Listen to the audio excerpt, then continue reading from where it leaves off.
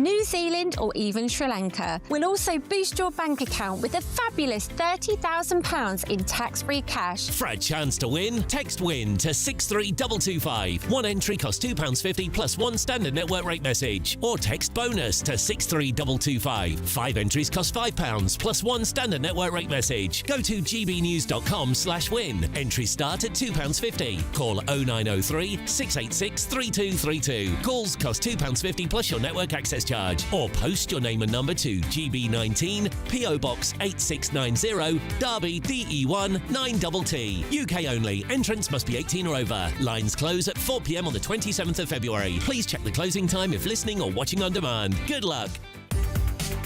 From the school run to the home run, watch a new show for all of Britain. So he can say whatever he wants. A straight talking show where all voices are heard. And, you know, when are we going to stop talking about smashing the gangs and actually do it? With the stories that matter from every part of our country. There's a bit of a crash landing there for your Chancellor. Bold, fearless and standing up for you. That's me, Martin Daubney, 3 p.m. till 6 p.m. weekdays, here only on GB News. The People's Channel, Britain's news channel. In the GB newsroom, we bring you the news as it happens. With our team of dedicated journalists across the UK. We're ready to keep you up to date with what's happening every half an hour, every single day. Bulletins here on GB News. The People's Channel. Britain's news channel. Westminster's full of talk, but out here, it's the real world. Am I allowed to talk then? No, that's it. This is where it matters, real people and real lives. That's what politics is all about. The fact that Trump made a good start, no. Straight answers, no spin, and just a couple of pints. How many fingers have I got up? About 10. So join me for Lee Anderson's Real World every Friday at 7 p.m. only on GB News. The People's Channel, Britain's news channel.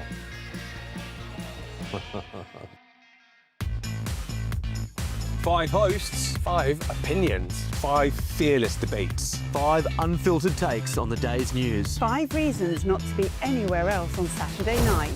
This is the Saturday 5. You got me good there. Britain's biggest Saturday night TV show. It's not a bad brand. Yeah. Uncensored. Very, very racist tonight on the unpredictable. What did she say? Can you translate it for us? And always entertaining. And how can a country go from being led by William Wallace Saturday nights from 6 p.m. only on GB News. The People's Channel. Britain's news channel. You're going to want to stay tuned, trust me.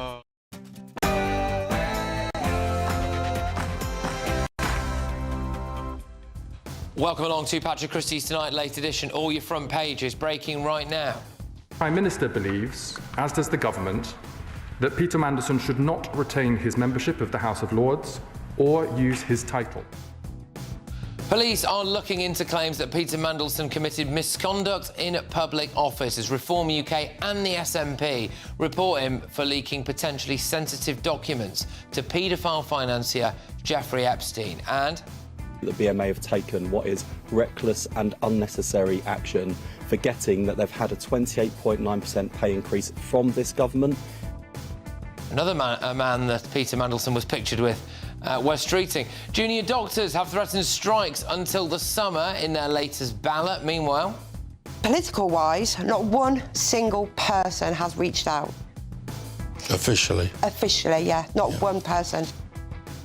Was a really powerful GB News exclusive on breakfast this morning. Following the brutal murder of her daughter Rhiannon at the hands of a Sudanese illegal migrant Deng Cholma Jack, Siobhan White has told us no political leaders have reached out to her. She also said if there was the death penalty in this country, she'd be all for it for him.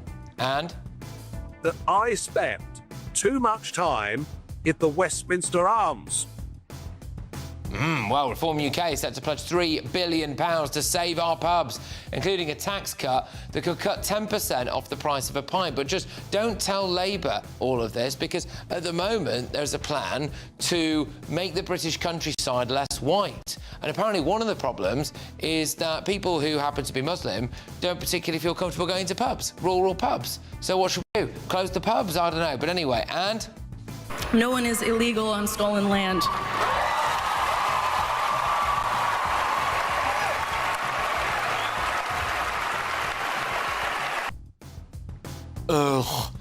Honestly, the Grammys surpassed all expectations of absurdity. They've not been listening to Ricky Gervais, have they? Just come up, thank you God, thank your agent, and off. And finally, I'll be revealing what is going on here.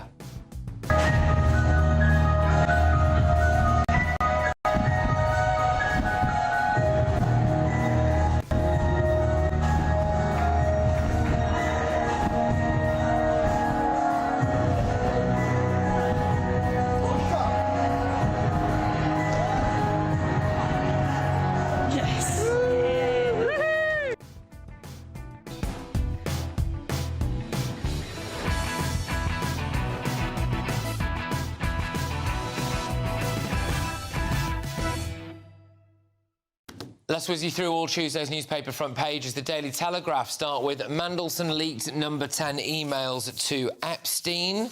The Guardian calls for Mandelson to face a police inquiry over alleged leak to Epstein. The iPaper, Lord Mandelson reported to police for leaking number 10 files to Epstein. The Daily Express, let's protect our children from knife harm.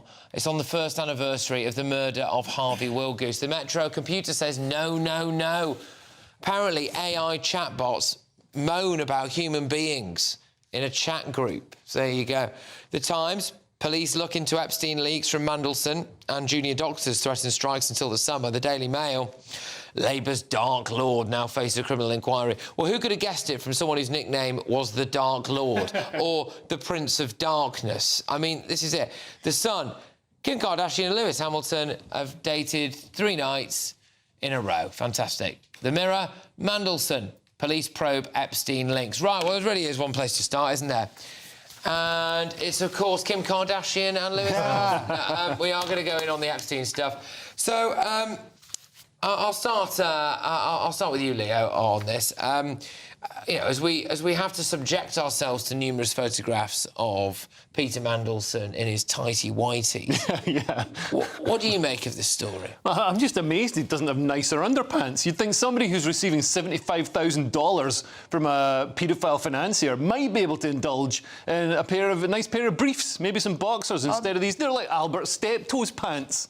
That's the real scandal. They are a white brief. Do not knock a white brief. I mean, there are many things I'll knock Peter Mandelson for, but I won't knock him for wearing a standard pair of white briefs. You're the last person I'd come to for underwear advice, Christo. But yeah, I mean, this is calamitous for Starmer. That's one of the worst things you've ever said to me. This is calamitous for Starmer at this point. You know, he previously, although he tried to limit the damage by pulling Mandelson out of the US ambassador role, he previously backed Mandelson and obviously had a hand in him going in as the ambassador. So, yeah, I mean, this advice, apparently. Apparently, this is the thing. Apparently, there was a whole file. A paedophile? Not on Mandelson, no. It was a Peter file. Right. And it's important that we make that very clear. It's a Peter file, not the slip of the tongue, the innocent mistake that you made there earlier. And Starmer appears to have ignored that Peter file, doesn't he? Yeah, he did. He did. And, I mean, where does the rot stop? We've seen a very senior... I mean, Peter Mandelson was, what, number 3 in the most powerful figures in the Labour Party at one point, and he was receiving thousands of pounds from a foreign financier who's got interest and influence in global geopolitics in return for getting state secrets, confidential documents, tip-offs about how to lobby and how to deal with the UK government to improve, not to improve Britain's place, but to improve Jeffrey Epstein's position. That's not somebody who's working in the interest of Britain. Okay. So yeah, this is calamitous for Labour. Christo, I'm loving this interview. So Mandelson has given this interview in the Times. Now, this interview was given before the latest revelations have come out, and so he doesn't remember a lot in this interview. So he doesn't remember any of the historical emails. These are the ones where he offered support to the first set of controversial Epstein emails that he was named. And he said he doesn't remember any of those, so he has no recollection of that. He doesn't have any recollection of being photographed in his underpants. He doesn't have any recollection of receiving any money from him, the $75,000. He said he would remember such a large sum. He says that there was... it's only with hindsight he realises that accepting money from Epstein for his husband's, was it homeopathy course? Osteopathy. Osteopathy course. Like now, oh yes, maybe, but we thought it was some sort of bursary and that it was okay. Oh, yeah, he wouldn't want anything in return. Like from the Jeffrey Epstein Foundation. Yes, the Jeffrey Epstein Foundation. Yeah, I was going to say for young people, but perhaps that wouldn't be the full title. I was too trusting. It was. I seem to have bad luck following me round, he says, which is very Prince Andrew of him. I was about to say, because Prince Andrew said something similar about Epstein, didn't he? He said, I'm too honourable. Too honourable. But then, yeah, that's the problem. This is the best part. He says, you know, how awful he feels and how dreadful it all is, but he says, you know, I feel the same about the recent download of Epstein files, but none of which indicate wrongdoing or misdemeanour on my part. How much things can change in a week. Well, this is it. So for clarity again on this, I think I'm right in saying that the Times conducted this interview on the 25th of January. Yes. But obviously the point is they've run it today. Right? Yeah. So, and they've run it with a picture of Mandelson looking like some kind of slightly scrawny vegan fisherman on the front page there. Like a catalogue I mean, model. some of these pictures inside, by the way, I don't know if you can see this at home, but if I hold that up there, right, if you can see that, I mean, that is him just lounging on an armchair with his feet up, eating like what looks like a crumpet, posing for the camera like some kind of male model. And this is all on the inside of the Times tomorrow. Now, again, look, the Times, for me, is a fantastic newspaper, don't get me wrong, and it's got people talking about it and all of that. But compare and contrast that to the pictures that we've got now of Peter Mandelson on, you know, in his undercrackers on the front of the... This is a day of shame for Peter Mandelson. And, Benjamin, we have here pictures of him, you know, at home with the Mandelsons. Picture of him with Trump-looking statesman like that, you know, picture of him lounging around in his jeans. Picture of him, oh, I'm just sitting in my studies, my studies chair here with a little cup of coffee with my cross-legged and my slippers on. It's like a bad Next catalogue. That's what it looks like. I mean, what's happened here? This was clearly... So I think they must have topped up the interview because they talk about the $75,000, him denying, remembering getting it. But they started doing it 5 days ago, as you state. Now, this looks like it was for the Times magazine, which comes out on a Saturday. And so, obviously, this was part of his rehabilitation tour. He'd done the Laura Kuenssberg interview, and then he'd sat down to do a cushy interview with the Times magazine. Of course, that's gone very wrong. He describes in this that he thinks now that Epstein is a sociopath who manipulated him. So he'd know. He said that he had no idea that Epstein was the man that he was until after he died in 2019, which would be a decade after the paedophile conviction that Epstein had. And he says that Epstein helped him navigate his world from politics into finance. Well, now, given the questions that have been raised about the fact that he appears to have leaked details of a £500 million loan, and then he admits on record in this Times interview that Epstein was the financier helping him navigate his way into that world, that raises an obvious conflict of interests of how he saw this person. In 2009, it was obvious that Labour was leaving government, and there he was giving that information over to a man that would help his next career. I think that's quite the confession from him. You know, I'm heartened to not hear you defend him this show, because I did hear on my way in, as I was listening intently, as I always do, to you talking about what a great friend he was to you, how you'd spent your 21st birthday with him, how he'd gifted you a book and wanted you to follow in his footsteps. I mean, I thought we might end up with... I thought Benjamin Mandelson actually has a very, very nice ring to it, if you ask me. So it's nice to hear that you're no longer talking about what a genius he is, what an amazing person you think he is, and how you're actually being quite critical of him, Ben. To be clear, I didn't say that. I do think he's a genius. There's just no getting round that. No, sorry, hang on, Benjamin. There is getting round that, right? All of the evidence. He continued a relationship with a convicted paedophile, allowed himself to be photographed in his underwear in a paedophile's Paris penthouse, accepted money from him, and has now been caught, according to the I paper, or the Independent, if we can bring that up, which got a list of things on the front page, things like giving Jeffrey Epstein advance notice of a €500 billion bailout, all of that stuff. In writing. In writing, in emails. He is thick as mince. Well, I mean, I don't think you put a party in government if you're thick. It's Labour, though. Epstein clearly wasn't thick, right? Epstein was probably a genius as well, but he was obviously evil in so many ways.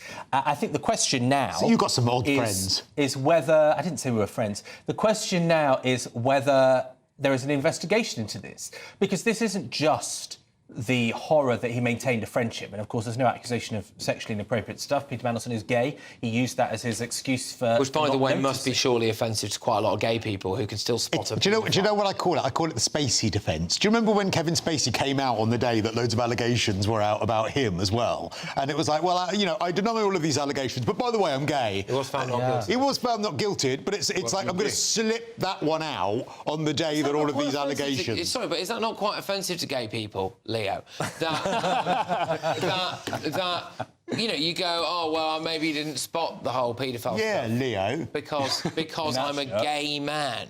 It's like, well, I think you can still see it. Yeah, I mean, you can sort of, in fact, if he's such a genius, like the way he says Epstein was a master manipulator, like Peter Mandelson is the most Machiavellian man in government, which is saying something. So for him not to see that, and when you go to the island, and obviously it's easy for me to say it because I was never offered a trip to the island. I would have been there in a second. Do you know what I mean? Tropical island partying with Stephen Hawking and Bill Clinton. Yeah, of course I'm going to go. Oh, there's Bill Gates over there. Obviously, everybody thought that they were safe. You know what I mean? Prince Andrew's there, Bill Clinton's there. You're going to think everything that goes on this island is going to be, totally above board. The CIA and everybody is making sure none of this ever gets out. You're not going to be thinking there's going to be pictures of me and my undercrackers on the cover of the Times or the Daily Mail. No, but I think it's a fair comment. I think that clearly, he's gay. He got distracted. They clearly sort of put a Madonna CD on, got a disco ball out, and then immediately he was like, just it's like a fag pie.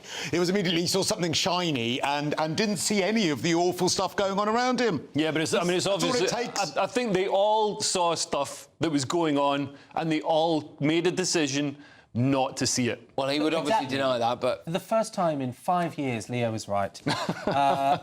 But he says I'm sorry, Leo. He says, Epstein told me he had been framed in his indictment in 2008. Was Beadle here? That's when he was convicted of his paedophilic offence.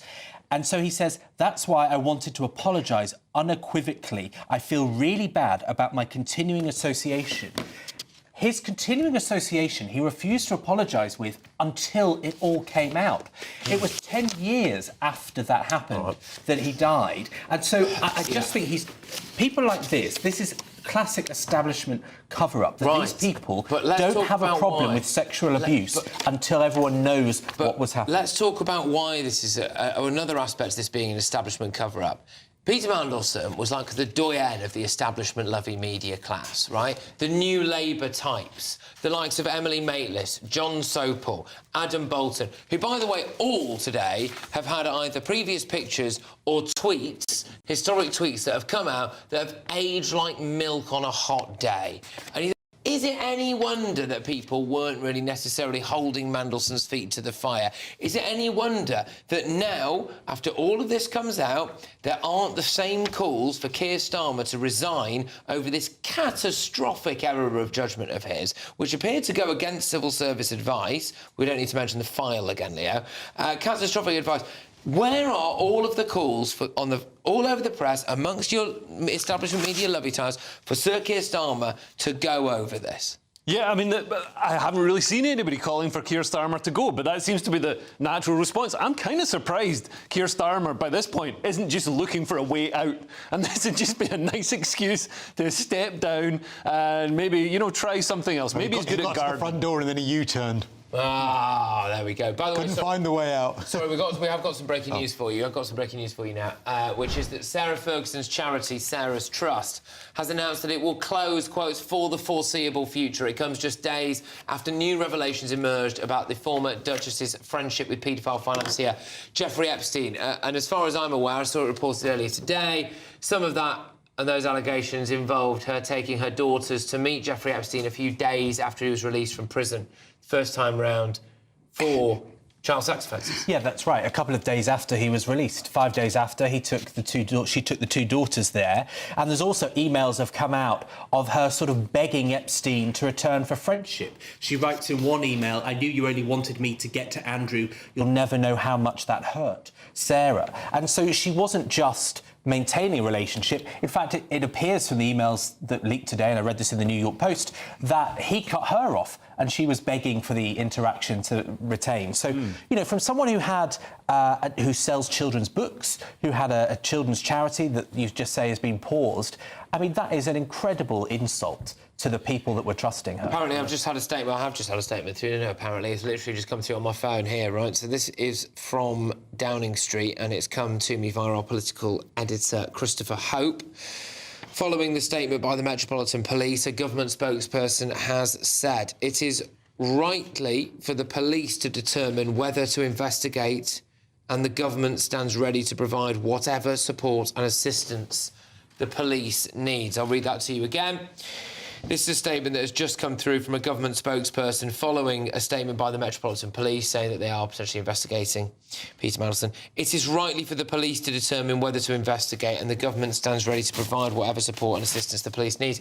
Got to say, one of the reasons why I think everyone should be incredibly sceptical about whether we ever have a proper investigation into Peter Mandelson, or indeed the government's role in him and his appointment as the US ambassador, is because if there is one thing, apart from the kind of sordid paedophilia that the Jeffrey Epstein files have shown, it just shows how deep the rot runs to the top echelons of every single powerful society in pretty much every single country, whether it's to do with money or politics or everything, that this guy was in, how compromised people are right the way through to the elite level in society. So we hear about the police might investigate. We hear that the Labour government might provide any evidence possible for it.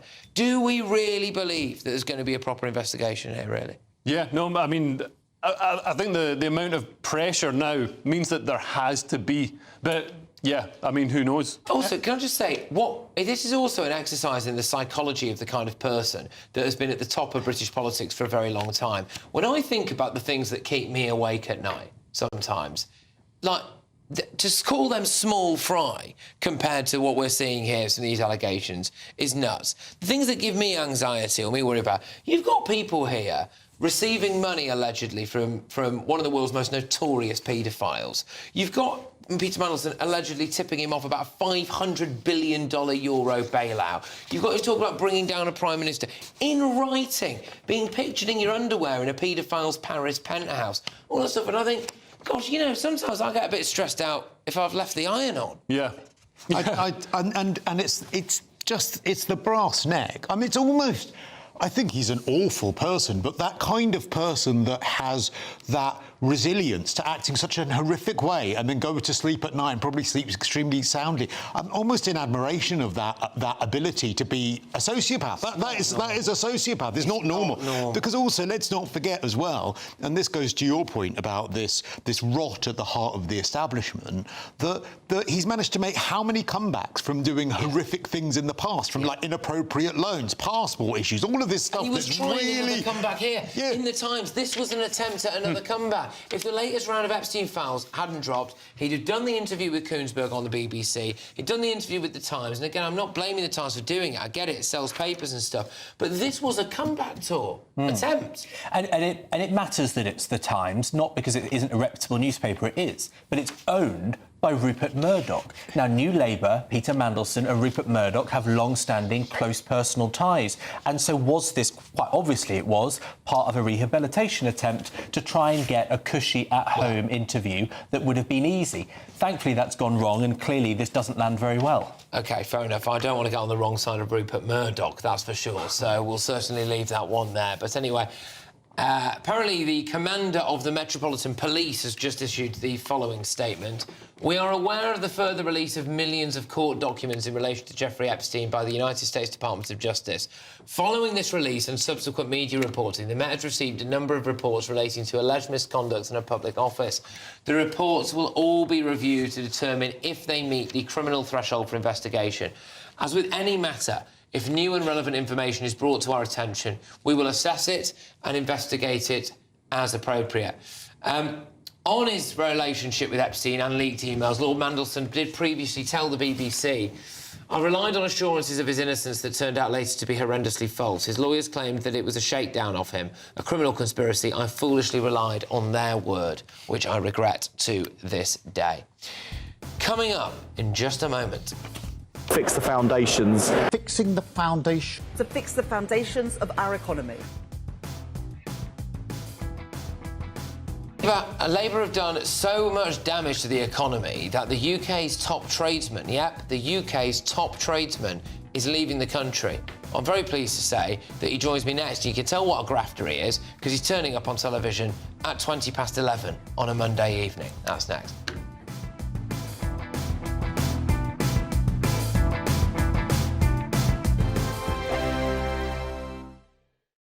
Westminster's full of talk, but out here, it's the real world.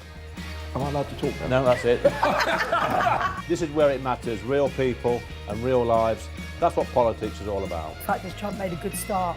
No. Straight answers, no spin, and just a couple of pints. How many fingers have I got up? About 10. So join me for Lee Anderson's Real World every Friday at 7 p.m. only on GB News.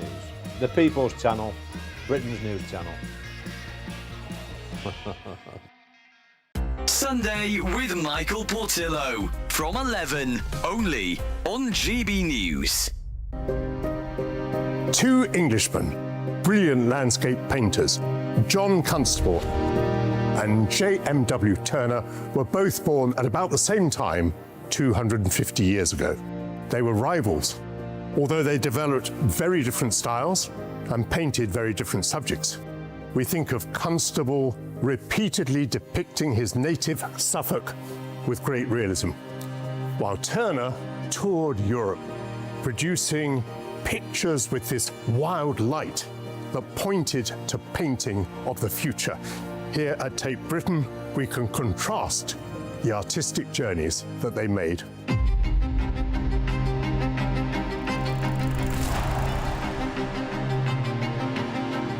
Amy, what made you want to bring together Turner and Constable in an exhibition?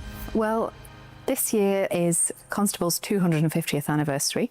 The exhibition began in 2025 when it was Turner's 250th anniversary. And thinking about these big moments for these two most famous, most beloved of British artists, there hadn't been an exhibition of this scale to look at their careers side by side before. And given that they were born just a year apart, it seemed a really good opportunity to look at these two very different artists and really, explore what made them tick, the ways in which they were similar, but also the ways in which they were, as we know, very different. The Constable's family were also, knee-deep in commerce, but out in the countryside. Constable famously was a country boy from Suffolk. The River Stour was his home landscape, and that was also the place where his father's business was based, the basis for Golding Constable's grain milling and shipping business. GB News, the People's Channel.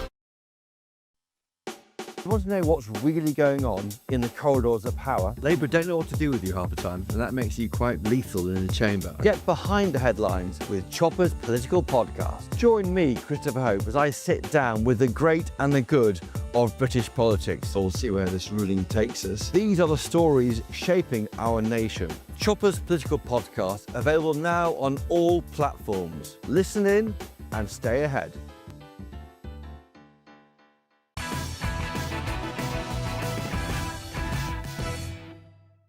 Welcome back to Late Edition. Now, in tomorrow's Daily Telegraph, we have a feature on Martin Daly, who's Screwfix's top tradesman of the year. Builder Martin Daly, who at the age of 30, has now decided to down tools and leave the UK to Switzerland, following Rachel Reeves' maiden budget that hiked employer national insurance, a devastating move on small businesses and obviously raised taxes for loads of people as well. I'm very pleased to be joined now by Martin Daly, Screwfix's top tradesperson of the year, founder of MD Builders, who's now set to leave the UK. Martin, thank you very much for joining us, especially at this time of night. It does show what a grafter you are, actually, so thank you very much, mate. Look, why are you leaving the UK, then? Because I think I speak for everyone, I'll say we're really sorry to have you and people like you leave. Well, the main reason is just for more opportunities, Patrick. I just feel in the UK I've kind of hit a ceiling about how much I can grow the business, and I feel as that you give so much, but you're just not getting as much back. So the reason I want to go to Switzerland is just to look for new opportunities, new ventures, and just a better quality of life, basically. And this is the point that I think this Labour government doesn't quite get, that people like you are mobile. Right, you've got a good work ethic, a cracking work ethic, obviously. You're clearly very talented, and you can see business opportunities everywhere. And you can buy a plane ticket, and you can go somewhere else, can't you? Yeah, that's right, that's right. And it seems to be that it's getting like an easier decision to go. I'm getting, like you say, job offers in Switzerland. That these type of countries are are attracting you. They want you to be part of their society. Whereas in Britain, it just seems there isn't as much avenues. And I know like federations like the Federation of Master Builders are trying to improve these sort of things, but there's a lot more that needs to be done to kind of get younger people and attract more tradespeople to actually want to stay and build a business in the UK. Do you think we have the wrong attitude now in this country to wealth creators, I suppose, which is one of the many things I would call you, right? You work hard, I don't know what you earn, but you deserve to earn whatever you do earn, right? Do you think that we have the wrong attitude to people like that? Definitely, 100%. Like, me personally, I feel the harder I work, the more I'm kind of getting punished. And don't get me wrong, I know in different countries now it can be just as difficult, but I don't see why I should work as hard and not get the kind of same things I can get in Switzerland and be looked after, and just a lot of things like that, to be honest, yeah. Do you mind me asking what some of the differences are? Not that I'm slightly reluctant to ask this, so I don't want other people like you to see this and then think, oh gosh, I'm off to Switzerland. But what are some of the differences there, then? Well, the main reason I'm kind of going for is obviously, and this is what people are kind of getting confused about, it's not just about money. Like, so I'm not going there just to get more money. It's more just for a better quality of life, to wake up, know that your government are looking after you. And there's obviously some things you can't change, like the weather and that, but just to wake up and have slightly better weather in summer. I've been to Switzerland a good few times, and I just feel that everybody's in just a happier kind of place. I mean, everybody wants to improve, and the streets are cleaner, roads are looked after, like the food's better. I just feel as if there's just so many different and better things to do in Switzerland, basically. One of the things here that I'm reading this article is that you have trained and employed a small army of apprentices over the years, but the Chancellor's tax rise felt like punishment for giving young people the opportunity to work. Could you just elaborate a bit on that for me, please? Yeah, so now I can afford to take young people on. So I've had a few apprentices, and again, they have all spread their wings. A few of them have went to Australia, some have went out on their own. And there seems to be now, the younger generation are not really it's not that they don't want to get into the trade, but there's just not enough kind of paths and routes for them to go down. So even myself, like, I love to kind of help the kind of younger generation, but it's got to a point now where I can't even afford to take them on. So there's too much red tape to grow a business. There's just the taxes to keep them on, the health and safety is just out of control. There's so many negative things now, and it's just not worth it. And you're 30 years old, aren't you now, I believe? Yes. Yeah. So this is the thing. As a country, we should be looking at people like you and thinking you could have another 30 years of work. More, possibly, if you wanted to, right? Which means that if we just made it slightly more amenable to you, we could be getting another 30, 35 years of tax out of you. But we make it so intolerable now that it incentivises you to go elsewhere. Someone else gets the tax benefit of having you there. Other people get employed by having you there. And we lose that. And it is such a short-sighted approach. Very quickly, if that's all right, Martin, what would we have to do now to keep you or get you back? Well, it's a very difficult question, to be honest. And I just feel like you just need to give back more to not just myself, but everybody in Britain. I just feel as if it's very difficult. You know what I mean? Like, to keep me, I kind of feel like there's nothing that can really keep me here now. My kind of ways are set to go abroad and just have a different kind of opportunity, different thing. Like, there's a ceiling here to grow a business. It's just too difficult. I understand that you can maybe lower taxes or make more incentives for me to grow a business, like to take younger generations on. I can't do that. So I don't see why I should just stay here, keep working all my days and not grow. So there needs to be more incentives for me to grow a business here. Very finally on this, what kind of hours have you been working when you've been, at your peak here? What are we looking at? Because it's on you, isn't it? You've got a business and stuff. So what kind of hours are you putting in? Oh, I put on like 6-7 days a week I'm working now. I put everything in. It's like I say, I love my business, love everything about it. I love what I do. And like I say, it's a hard decision for me to go. But the fact that another country are saying, well, we can see the potential you've got and we want that, it makes sense. I mean, I've got a country here that potentially doesn't really want Not that it doesn't want me, but they're just making it harder for me to grow. And there's other businesses, and this isn't just Switzerland. We're getting offers from Australia and that to go over. So yeah, why? Look, good luck to you. Thank you very much for coming on. It is, I get that it's clear, I think, that you're leaving with a heavy heart, right? It's not that you don't like the country generally, it's the fact that it's become uncomfortable for you maybe and impractical for you, and I'm very sorry that's happened. I do hope that in a few years' time we can do another interview about why you're coming back, because we need people like you here. So, look, thanks for everything that you've done, and good luck in Switzerland. Anyway, enjoy the mountains. All right, take care. Martin Daly there, Screwface's top tradesperson of the year. Christo, you've been quite angry about this. Yeah, I'm quietly seething about this because not only is it, as you pointed out, the fact that we are losing that tax money and we're losing. I mean, we should be bowing down and kissing the feet of people like that. He is the backbone of the UK. Someone who, a small business owner like my dad, like grafting really long hours and doing it because they're trying to make a better life for themselves. But also the fact that I can't get my head around the fact that one of the things he's been recognised for is the number of young people that he has trained, meaning that by keeping him, not only are you getting his tax, but you're also getting like hundreds, thousands potentially more taxpayers who are training under him as apprentices.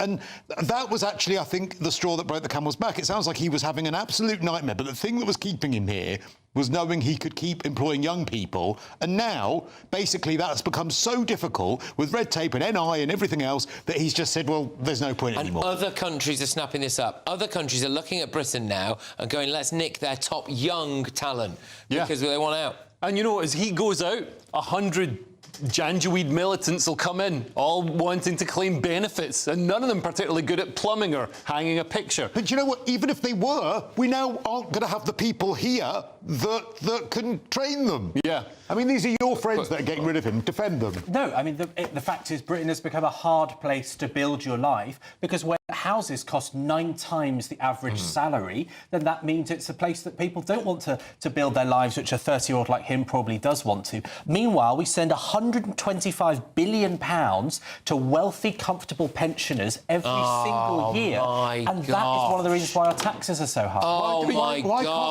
Why can't you get rid of some of the red tape to employ young people? Even if I were to accept your argument about taxes, which I don't, but even if I were, why can't you roll back red tape so that young people can be employed? Or cut down the numbers That's of people. why we shouldn't have left the EU. We had a lot less red tape. We've had to introduce so much because of that. Again, I think it's obvious whose fault that was. Unbelievable. Unbelievable. Right, coming up. Political-wise, not one single person has reached out. Officially? Officially, yeah. Not one person. That's a really important interview. This GBNews exclusive following the murder of her daughter, Rhiannon, at the hands of a Sudanese illegal migrant. Siobhan White spoke out today on GB News. We've got more on that next.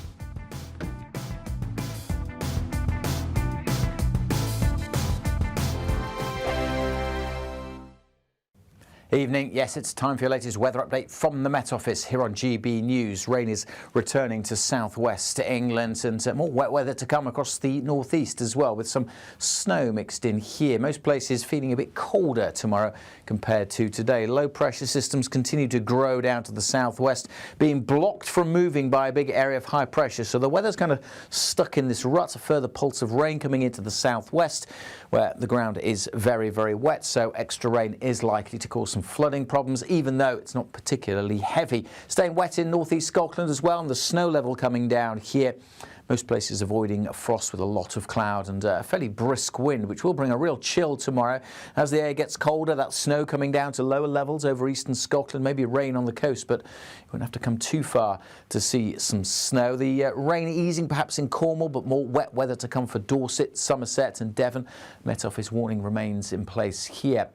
That rain extending across Wales, but Northern Ireland, much of Northern England's dry and drab. Some brightness in western Scotland, but the snow warning in place across the northeast. To say that snow coming down increasingly to lower and lower levels. So we may see rain on the coast, but the snow elsewhere could cause some disruption as it builds up through the day, particularly, but not exclusively, on the higher routes. The rain will edge northwards, covering the Midlands, East Anglia by the time we get into the afternoon, and most of Wales. Cold day with that rain over the Midlands and East Anglia, 4 or 5 degrees with that wind continuing to feed in the cloud. And as things turn colder, the wet weather moves northwards. We'll see a bit more snow on Wednesday. Again, mostly over the hills, but some at lower levels possible for a time over northern England and Scotland. Warning in place for Shetland through Wednesday as well. Elsewhere further south, looks a bit brighter across southern parts of England and Wales on Wednesday, and a bit milder here as well, but further north staying on the chilly side throughout. Do you trust what you're being told? Good, because neither do I.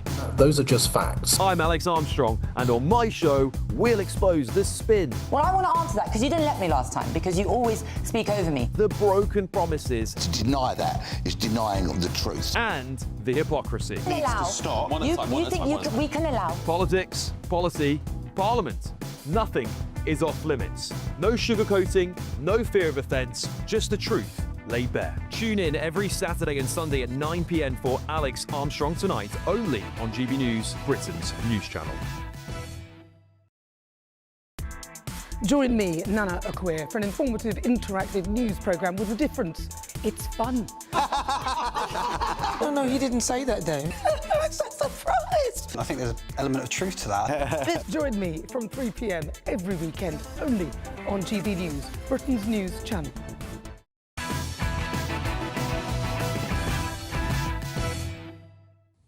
Well, before we have the very powerful interview with the mother of a woman who was murdered brutally by an illegal migrant, we're going to take you over to America for the Host the Late Show live from midnight until 2 a.m. It's GB News' very own Ben Leo. Ben, what's on? Good evening. Lots going on, jam-packed as you expect.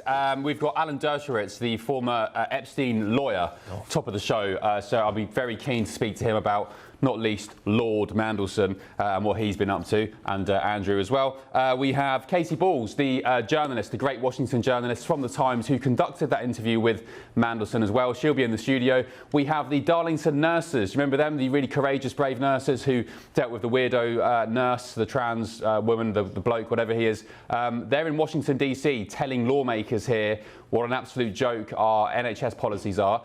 And finally, we have Emily Austin, who, if you saw at the Grammys last night, the absolute insufferable celebrities complaining about ICE and so on whilst living behind gated mansions. One woman who went viral last night was the sports broadcaster Emily Austin. She was saying she loves law enforcement and so on, and being very funny and analytical in her takedown of those boresome celebs. She's also with us as well. So a big show, Patrick, coming up. Wow.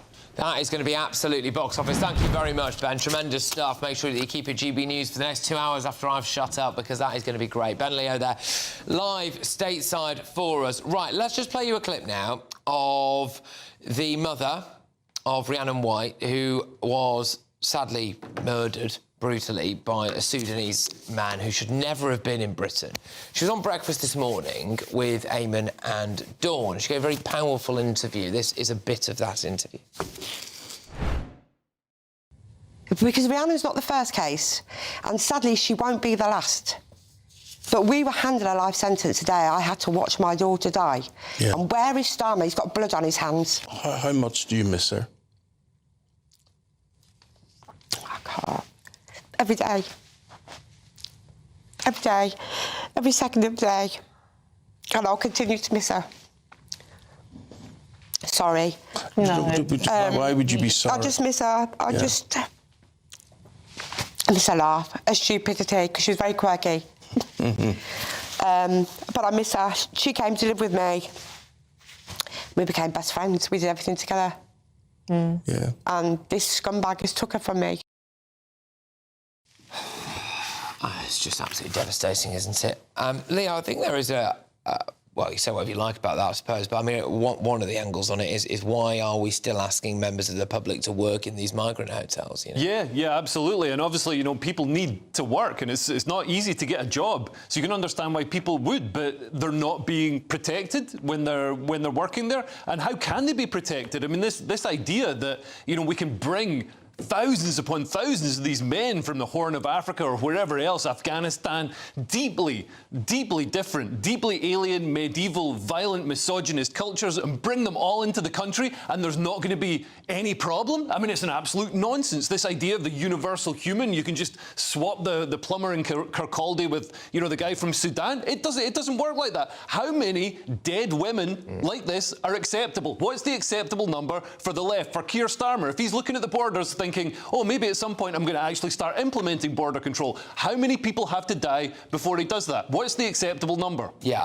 and this is it. And people on the left just don't want to hear it. They don't want to hear it. Their ears shut off. That bloke, the Sudanese bloke, stabbed her, stalked her, and then went back to the migrant hotel and was videoed drinking alcohol and dancing whilst police and ambulance sirens were in the background and they were trying to revive Rhiannon. Yeah. It is as bad as it gets. It doesn't get any worse than that. She says that Starmer's got blood on his hands. Do you agree with that?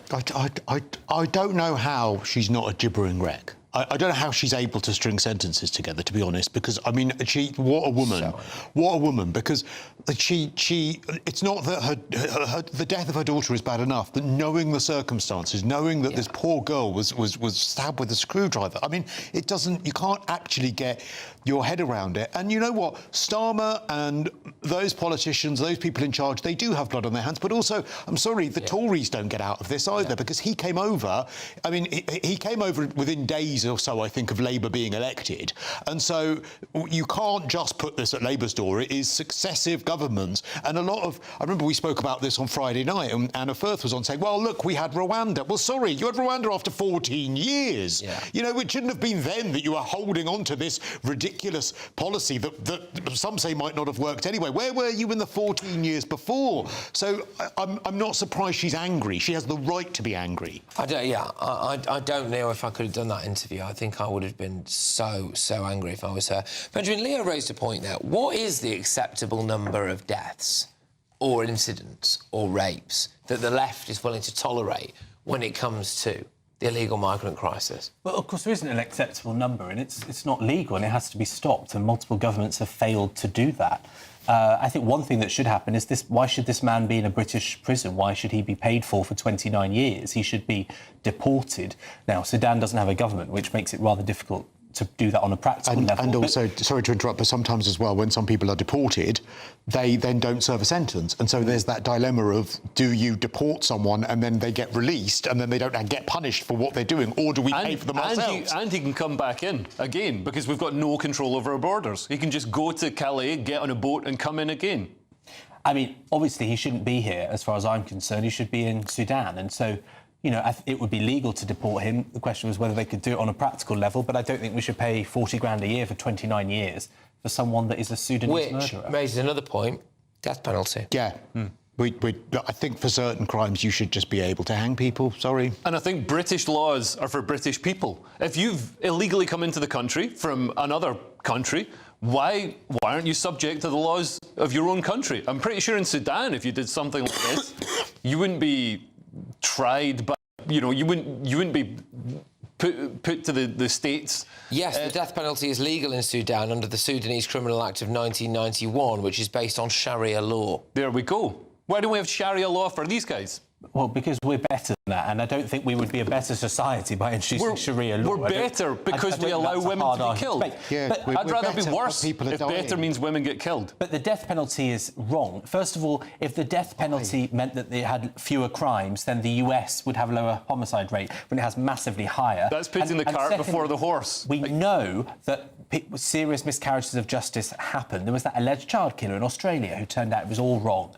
We've had many cases like that. That was 1980. Are you talking about 2 years ago? Oh, you're not talking about.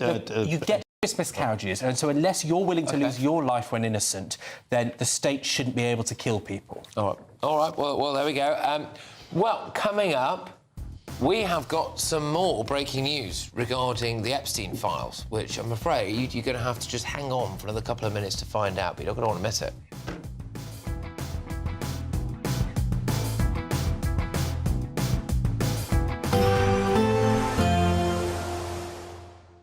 I forecast a perfect holiday in the sun.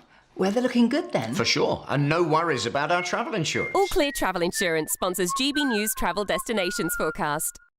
The current unsettled weather is extending to many other areas of Europe as well, particularly parts of Portugal and southern Spain, seeing some very persistent rain at the moment, some localised flooding around here. Showers that are pushing across the continent are also bringing mountain snow over the Alps, but whilst eastern areas of the Mediterranean get a brief respite on Tuesday, we are expecting further thunderstorms and heavy showers to move through here later on in the week, so still rather wet for many.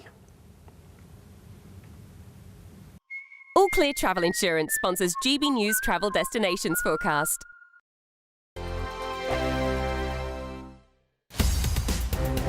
the GB newsroom, we bring you the news as it happens. With our team of dedicated journalists across the UK, we're ready to keep you up to date with what's happening every half an hour, every single day. Bulletins here on GB News, the People's Channel, Britain's news channel. Westminster's full of talk, but out here, it's the real world. Am I allowed to talk now? No, that's it. This is where it matters, real people and real lives. That's what politics is all about. In fact, has Trump made a good start? No. Straight answers, no spin, and just a couple of pints. How many fingers have I got up? About 10. So join me for Lee Anderson's Real World every Friday at 7 p.m. only on GB News. The People's Channel, Britain's news channel.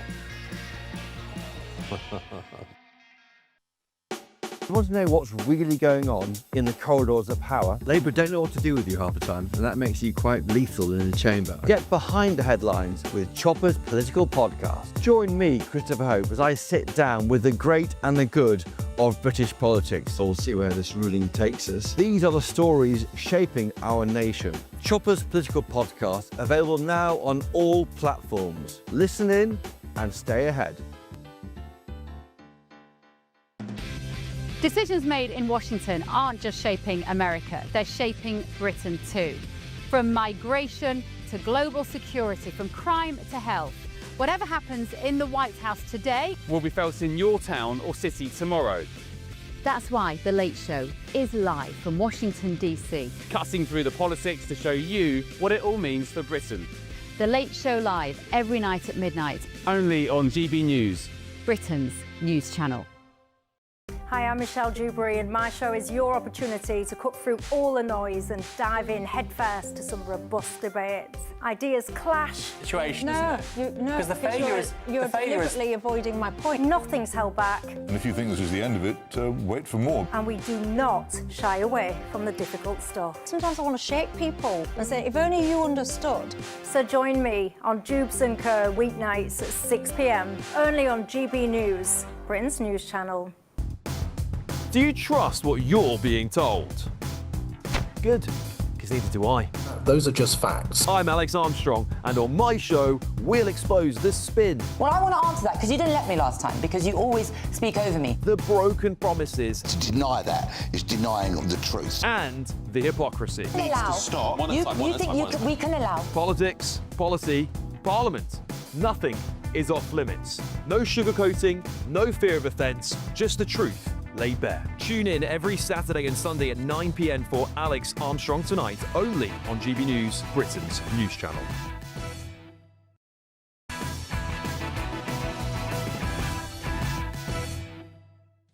Welcome back. Some breaking news for you now. Former President Bill Clinton and former Secretary of State Hillary Clinton have agreed to testify before the House Oversight Committee for its investigation into Jeffrey Epstein. President Clinton's Deputy Chief of Staff said that tonight on X. He said, following the dispute with the committee, they negotiated in good faith. You did not. This is Angel Urena saying this on X. They told you under oath what they know, but you don't care. But the former president and former Secretary of State will be there. They look forward to setting a precedent that applies to everyone. Right, OK, so that's the breaking news tonight, that Bill Clinton and Hillary Clinton will appear, apparently, before the House Oversight Committee for its investigation into Jeffrey Epstein, Liam. Yeah, unless they come up with any other excuses. They've got a history. This is classic Clintons. They've got a history of publicly saying, oh, yes, we'll take part in the House Oversight Committee or whatever investigation, and then they stonewall and they make excuses and they don't actually come through. So let's see if they turn up or if they don't. I mean, if they do, I hope there's some big pictures of Bill printed out next to Stephen Hawking and some other people. In his little tighty whities. Yeah. I mean, this is the tweet that you've referenced from, I think, Angel Urina, which does sound like a urinary illness, basically is responding to the Oversight Committee, who had written a letter responding to the Clintons' demands regarding appearing, because, and some of the points in that, the committee didn't want to accept proposed limitations on the scope of President Clinton's testimony. Your proposal for the committee to conduct a transcribed interview in lieu of a deposition basically is not reasonable. The committee cannot agree to a 4-hour time limit. So it sounds like the Clintons put down these conditions, which the committee also designated transcriber to create an opposing transcript. Apparently, that's also what the Clintons had wanted. So the Oversight Committee wrote back saying, you're not getting any of this stuff. And then Angel wrote this tweet you referenced saying that they negotiate in good faith, but they will be there. Well, Benjamin, what do you make of this? Well, I mean, I think anybody that's implicated should answer questions, and that includes President Donald Trump, who, of course, in a civil case was convicted of rape. Well, that's the precedent they're trying to set, isn't it? Yeah, indeed, that's what they say. They say they hope this precedent will be set. Presumably, presumably this they're also, although I don't think they're necessarily referring to him here, but they're probably talking about Andrew as well and people like that, you know. Well, I mean, obviously it would be highly interesting to see what former President Bill Clinton says, but will Prince Andrew go and speak? You know, Keir Starmer said on Sunday that it would, if you are victim-centred, then that is what he would do. And so will our very own late former Prince Andrew do the same? Because the safety of women and girls is at paramount in Keir Starmer's mind. Well, there we go. It's really important. Absolutely. No, I want to finish with something a bit different, right? Most 91-year-olds might stick to bingo or something like that, but not Peter. He's just bounced back into an adult trampoline competition after 40 years, scooped 2 gold medals and reminded everyone that age is really just a number. Let's have a look at him.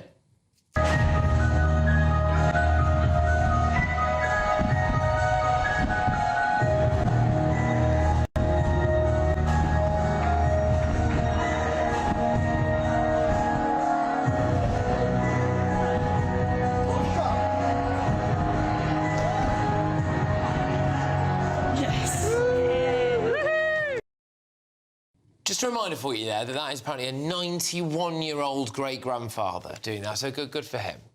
That's insane. The body tone he must still have, like the musculature. That's so impressive. We should have a sort of over 90s Olympics. We should. You'd probably have them all banned, wouldn't you? Yeah, you would.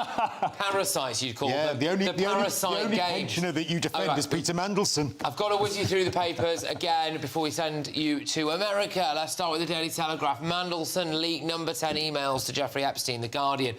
Calls for Mandelson to face police inquiry over alleged leak to Epstein. The iPaper, Lord Mandelson reported to police for leaking number 10 files to Epstein. Express, let's protect our children from knife harm on the first anniversary of the murder of Harvey Wilgoose. The Metro, computer says no. We didn't get around to talking about this tonight, but I think we will tomorrow. Apparently, computer chatbots, AI chatbots, are moaning about humans in their own chat group.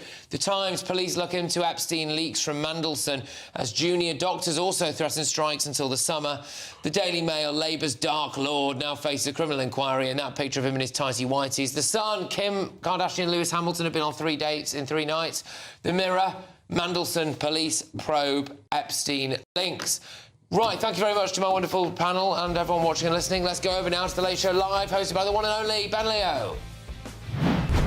Patrick, thank you. Big breaking news. Bill and Hillary Clinton set to testify at the House Oversight Committee on Epstein.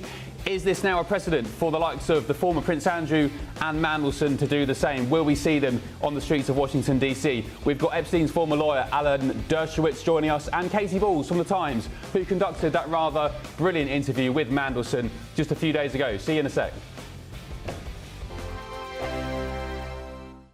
We want want you to set off on the destination of your dreams this year, as you could win an incredible holiday for two worth £10,000. Courtesy of Riviera Travel, you'll get to choose from 47 tours in over 30 worldwide destinations. We'll also give you £30,000 in tax-free cash to make sure you really make a splash this summer. For a chance to win, text WIN to 63225. One entry costs £2.50 plus one standard network rate message. Or text BONUS to 63225. 5 entries cost £5 plus one standard network rate message. Go to gbnews.com/win. Entries start at £2.50. Call 0903 686 3232. Calls cost £2.50 plus your network access charge. Or post your name and number to GB19, PO Box 8690, Derby DE1 9TT. UK only. Entrance must be 18 or over. Lines close at 4 p.m. on the 27th of February. Please check the closing time if listening or watching on demand. Good luck.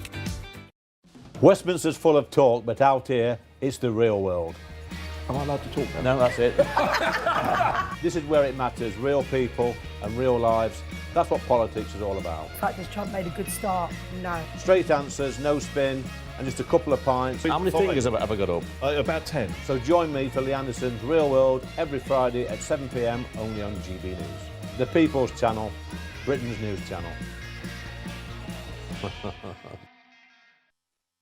You want to know what's really going on in the corridors of power? Labour don't know what to do with you half the time, and that makes you quite lethal in the chamber. Get behind the headlines with Chopper's political podcast. Join me, Christopher Hope, as I sit down with the great and the good of British politics. We'll see where this ruling takes us. These are the stories shaping our nation. Chopper's political podcast, available now on all platforms. Listen in and stay ahead. Decisions made in Washington aren't just shaping America, they're shaping Britain too. From migration to global security, from crime to health. Whatever happens in the White House today will be felt in your town or city tomorrow. That's why The Late Show is live from Washington, D.C. Cutting through the politics to show you what it all means for Britain. The Late Show live every night at midnight. Only on GB News, Britain's news channel. From the school run to the home run, watch a new show for all of Britain. He can say whatever he wants. A straight talking show where all voices are heard. And, you know, when are we going to stop talking about smashing the gangs and actually do it? With the stories that matter from every part of our country. There's a bit of a crash landing there for your Chancellor. Bold, fearless and standing up for you. That's me, Martin Daubney, 3 p.m. till 6 p.m. weekdays, here only on GB News. The People's Channel, Britain's news channel. All too often, people will be sitting at home watching a press conference live, and they'll hear loads of questions being asked, and they'll be thinking, that's not my question. That's not my concern. We don't care whose feathers we ruffle. We ask the questions that you want answering. You're all standing on the street protesting and want to have an open discussion. My name is Patrick Christys. I do a show for GB News in the UK. Is it possible to talk to you quickly? Journalism in this country has been a cosy world full of groupthink until now. Well, this is the best view ever of Whitehall, looking out across all the tractor drivers of England who've come together to make their point. Hello, so as you can see, I'm here in Westminster as the protest begins. Yes, I'm very much in the thick of it. Look, we're challenging narratives here at GB News, and that's what sets us apart.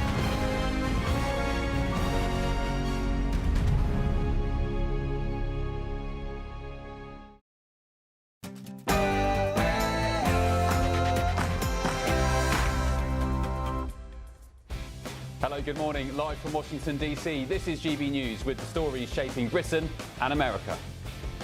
And no, he made a statement about me and Jeffrey Epstein. I have nothing to do with that. I have nothing to do with Jeffrey Epstein. Well, I had nothing to do with that, says President Trump. Moments ago, he had his say on the latest tranche of Epstein files. It comes on a breaking night of news. Lord Mandelson appeared to have leaked sensitive UK government fiscal plans to Epstein, potentially